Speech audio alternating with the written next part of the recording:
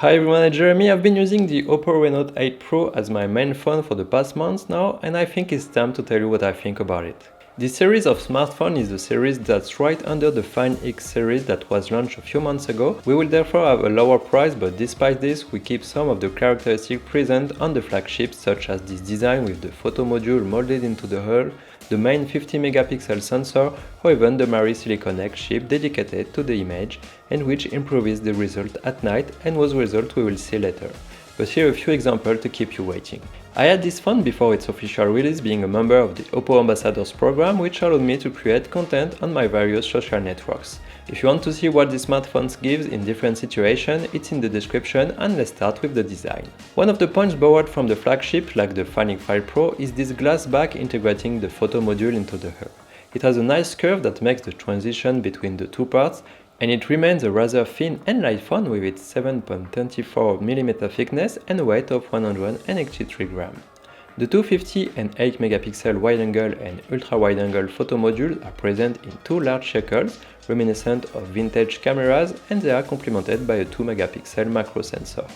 The phone is available in two colors, glaze green and glaze black, and I have to say I was quite happy to see that I was sent that color wasn't the other, as it looked really nice and it changes from what you can usually find on a smartphone. On the image you will see it's slightly more bluish I think, but it's right between blue and green. The grip is good, and in use the finger is placed just at the level of the curve. The phone does not take too many fingerprints, and it will be interesting to keep it unprotected to really take advantage of its design. I receive a lot of smartphones in all prices range throughout the year, and I must say that just like the Find X5 Pro, we have here something out of the ordinary and which is better than some flagship of other brands. For the other side of the phone is still designed with fairly thin and balanced borders.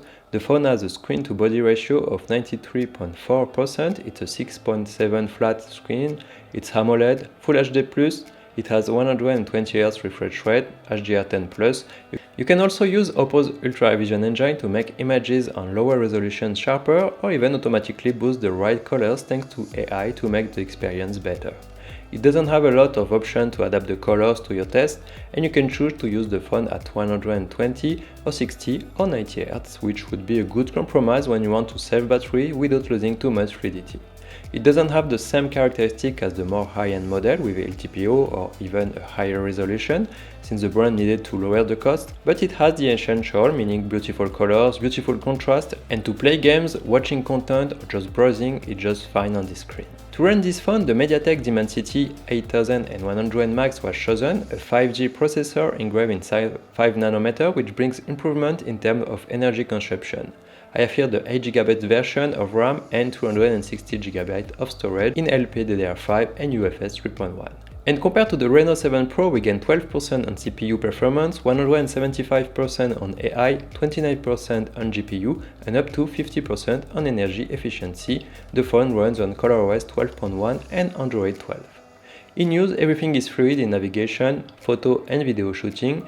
I used it to edit small videos for my social network, and there too it remains fluid and pleasant to use.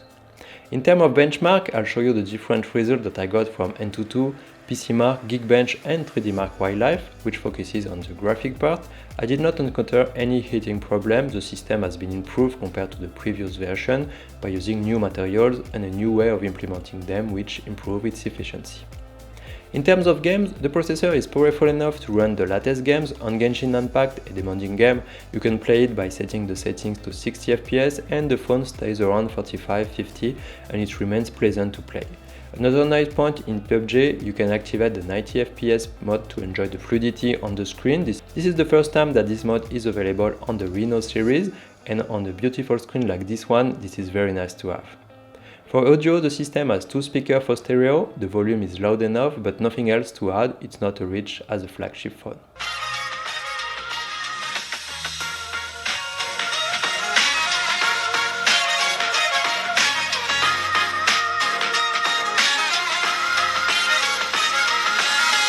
Regarding the autonomy, the phone is equipped with a 4500 mAh battery and 80W fast charging, thanks to the SuperVOOC charger supplied with it. In terms of autonomy, I used the PCMark application to simulate a regular use and reduce the battery from 100% to 20%, and the phone lasted 14 hours.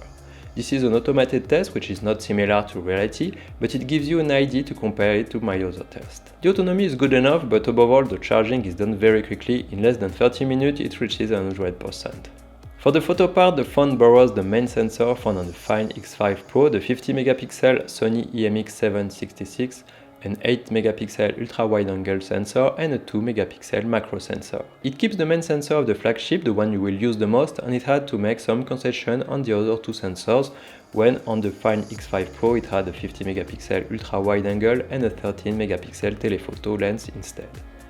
Here is some example taken with the smartphone. As said in the intro, I used it as my main phone for 1 month, which allowed me to use it in all kinds of situations.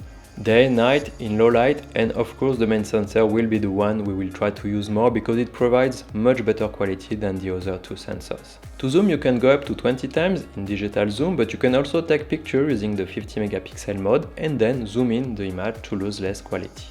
The colors may be too saturated for some and may need to be adjusted a little later, but we keep details in the shots and the dynamic range is good. The other common point that also comes from the flagship is the Marisilicon X chip, a chip dedicated to the image developed for Oppo and which improves low light shooting conditions thanks to AI. Thanks to it will have noise reduction in 4K videos at night, better dynamic range and an improvement in colors in general. And as you surely know, these days, beyond the hardware, it is above all the software processing that does most of the work for photos and videos for the various smartphone manufacturers, so having a dedicated chip necessarily brings a plus. Here are some other examples taken at night or even in an exhibition where everything was dark and where I was able to use the portrait mode on some of the models and the result was very good.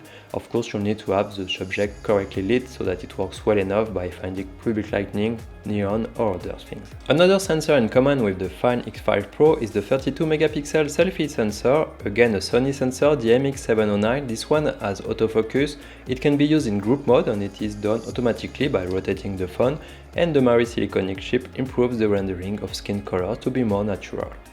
For video, the phones can shoot up to 4K 30 fps on the main sensor and Full HD 60 on the ultra wide angle sensor. For the selfie sensor it will be Full HD 30 fps. I know some people like to shoot in 4K 60, in my case it will be only useful for slow motion because I usually shoot in 30 fps. So here's an example of what you could get with the selfie camera. I'm here shooting in Full HD 30 fps and only using the light in the street.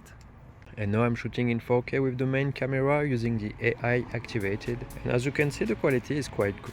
As said at the beginning, the phone was able to keep several important points that you can find on a flagship: beautiful design, a powerful main sensor with its Marisilicon chip, and a processor powerful enough for everyday tasks and even untitled gaming. It doesn't have all the functionalities of a flagship because it's on a cheaper series and they need to do some concession on a better ultra wide angle or a telephoto lens for example, but for many people who would take it in their hands and who would not be so interested in this area, it would be difficult to tell the difference between this one and the Find X5 Pro. Regarding the price, since the phone is now launched in Europe, it's starting at $100, which is not cheap, and there is also a lot of other smartphones at the same price, so it would depend on what you need most in a phone. Anyway, let me know your thoughts about this and I'll see you in the next video.